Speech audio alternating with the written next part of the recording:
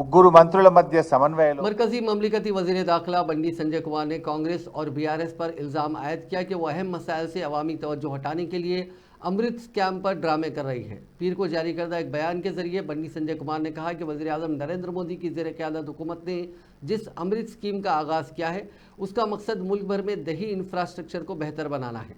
उन्होंने इल्ज़ाम आयद किया कि कांग्रेस और बीआरएस स्कीम में करप्शन पर एक दूसरे के खिलाफ इल्ज़ाम आयद करते हुए ड्रामेबाजी कर रहे हैं। उन्होंने कहा कि अमृत स्कीम में बदनवानियों के ताल्लुक से ये दोनों जमातें एक दूसरे के खिलाफ जो इल्ज़ाम आयद कर रही हैं उसका मकसद अहम मसाइल से अवाम की तवज्जो हटाना है, क्योंकि कांग्रेस हुकूमत वादे के मुताबिक 6 ज़मानतों पर अमल आवरी में नाकाम हो गई है।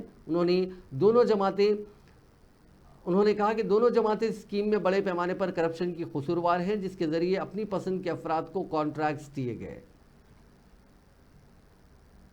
सेक्रेटेरिएट के करीब कशीदगी देखी गई, क्योंकि ज़ेर इल्तिवा बिल्स की रकम जारी करने का मुतालबा करते हुए सरपंचों की जेएसी ने एहतजाज किया। पुलिस ने उनको रोकने की कोशिश की।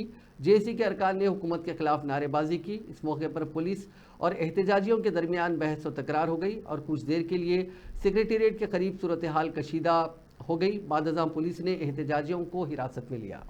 सरपंचला पेंडिंग बिल्లను గ్రామ పంచాయతీలో అభివృద్ధి పనులు చేసిన సర్పంచ్ల పెండింగ్ బిల్లను గ్రామ పంచాయతీలో అభివృద్ధి పనులు చేసిన సర్పంచ్ల పెండింగ్ బిల్లను ఇదేమి రాజ్యం ఇదేమి రాజ్యం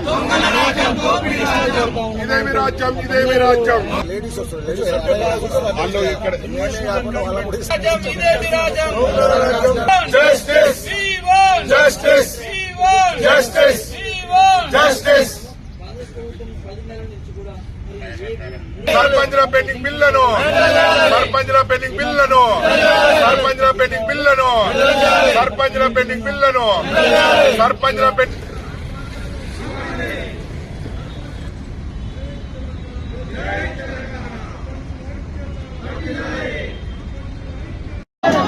సర్పంచ్ల పదవీ కాలం అయిపోయి దాదాపు 8 నెలలు గడుస్తుంది.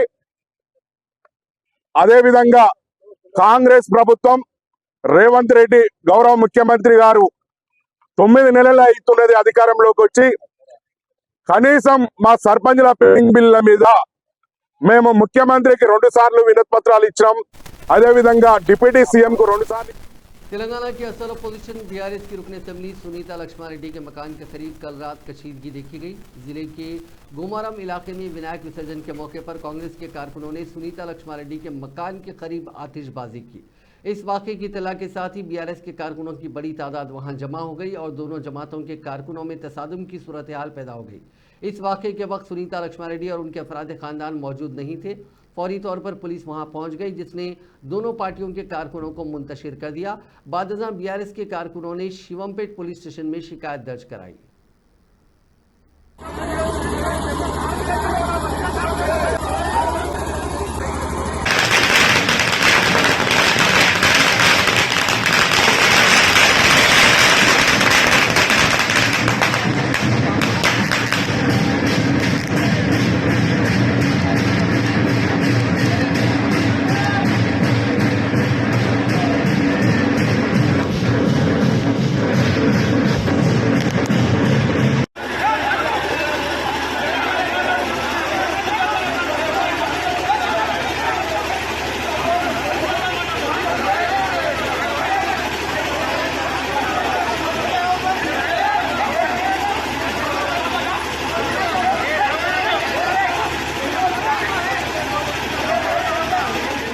हैदराबाद के कई इलाकों में गरज चमक और तेज़ हवाओं के साथ आज शाम बारिश का सिलसिला शुरू हो गया।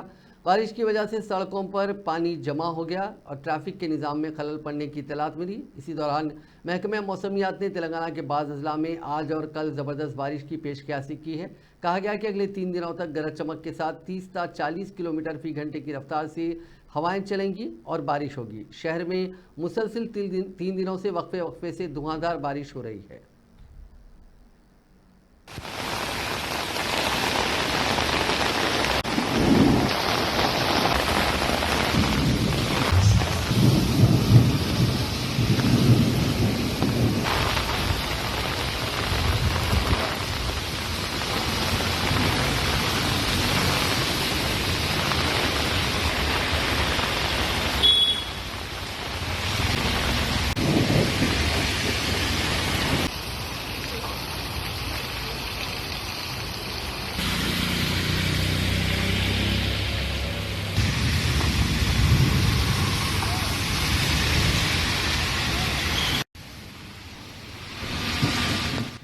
तेलुगु अदाकार महेश बाबू ने पीर को तेलंगाना में सैलाब के राहत के इक़दामात के लिए चीफ मिनिस्टर्स रिलीफ फंड में 50 लाख रुपए का अतिया दिया।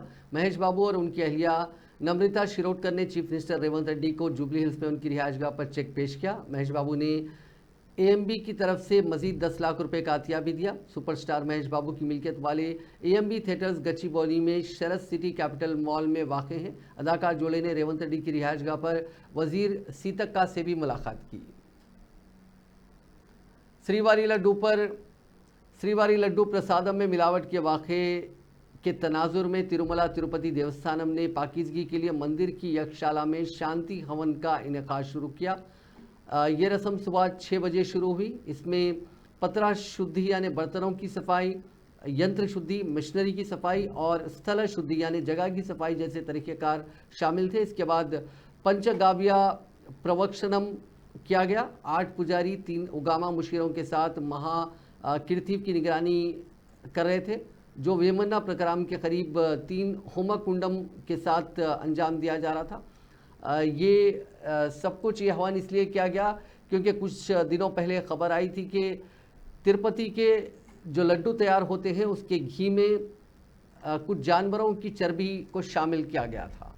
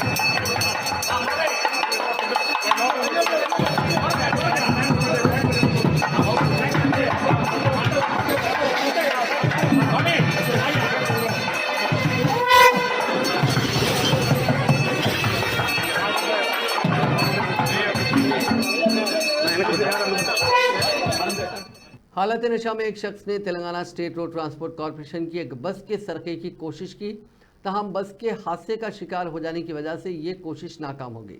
ये वाकया जिले निर्मल में कल शब पेश आया। पुलिस ने बताया कि हालत नशा में रहने वाले उस शख्स का नाम वाई गणेश है, जो महाराष्ट्र के नांदेड़ का रहने वाला है। वो 2 दिन कबल रोजगार की तलाश में निर्मल पहुंचा था। उसने निर्मल डिपो में ठहरी हुई एक बस को स्टार्ट किया और लेकर रवाना हो गया।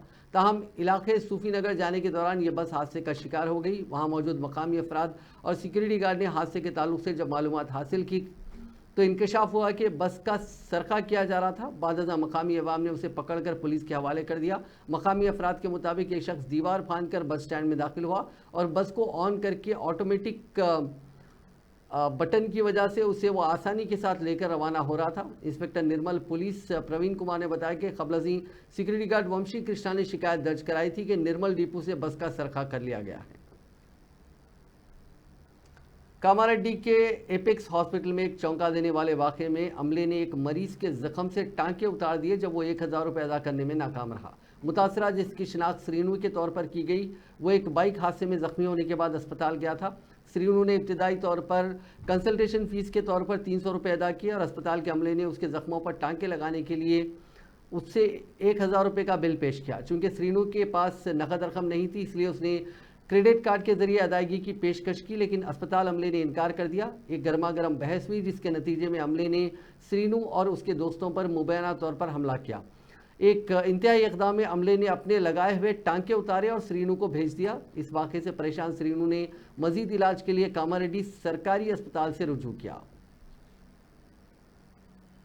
उस्मानिया हॉस्पिटल की पुरानी इमारत के ग्राउंड फ्लोर पर डॉक्टरों की कैंटीन के पास एक सांप देखा गया, जिससे हफ्ते की रात खौफ और हरास फैल गया। हालिया शदीद बारिशों की वजह से ख्याल किया जाता है कि सांप दरियाए मूसी से दहलकर अस्पताल में दाखिल हुआ, जिससे ड्यूटी पर मौजूद तिब्बी अमले को तशवीश हुई।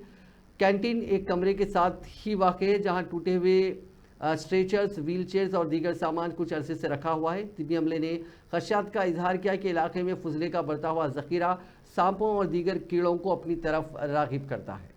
अमले ने फौरी तौर पर कैंटीन को ताला लगा दिया और स्नेक सोसाइटी के रुकन गणेश को इतला दी। वो फौरन वहां पहुंचा और सांप को पकड़कर बाहिफाजत निकाल दिया। तेलंगाना के करीमनगर मानेरू डैम में एक शादीशुदा खातून ने कश्ती में सफर के दौरान डैम के पानी में छलांग लगा दी। जैसे ही कश्ती की रफ्तार तेज हुई, कश्ती के पीछे बैठी खातून ने अचानक पानी में छलांग लगा दी, जिस पर एक चौकस बोट ड्राइवर ने खातून को बचाने के लिए लाइफ जैकेट फेंक दी। खातून को पानी से बचाकर पुलिस के हवाले कर दिया गया। इब्तिदाई इलाज के बाद उसे करीमनगर सरकारी अस्पताल मुंतकिल किया गया। उसने पानी में क्यों छलांग लगाई, उसकी मुकम्मल तफसीलात मालूम नहीं हो सकी। पुलिस इस मामले की जांच कर रही है। शहद की मक्खियों के हमले में महकमे बिजली का एक लाइनमैन और 3 दीगर जख्मी हो गए। ये वाकया तेलंगाना के जयशंकर भोपालपल्ली में पेश आया। जराये के मुताबिक लाइनमैन, जिसकी शिनाख्त बी अनिल के तौर पर की गई, बुमलागुड़ा के करीब बिजली के तारों की मरम्मत कर रहा था कि अचानक शहद की मक्खियों ने उस पर हमला कर दिया। उन मक्खियों ने वहां मौजूद 3 दीगर अफराद पर भी हमला किया। मकामी अफराद ने जख्मियों को फौरी तौर पर भोपालपल्ली के एक प्राइवेट अस्पताल मुंतकिल किया, जहां उनका इलाज जारी है। हज कमेटी ऑफ इंडिया ने एक बार फिर सूबाई हज कमेटियों और आज़मीन हज के शदीद मुतालबे पर हज दरख्वास्त फॉर्म जमा करने की तारीख में 30 सितंबर तक तौसी कर दी है। वजारत अक़लियती उमूर हुकूमत हिंद में डायरेक्टर और हज कमेटी ऑफ इंडिया के CEO डॉक्टर लियाकत अली आफाकी ने बताया कि हज कमेटी ऑफ इंडिया में हज 2025 के लिए कोटे से बहुत ज़्यादा दरख्वास्तें मौसूल हो चुकी हैं। बेशतर रियासतों में जल्द ही खुरे के ज़रिए आज़मीन का इंतखाब किया जाएगा।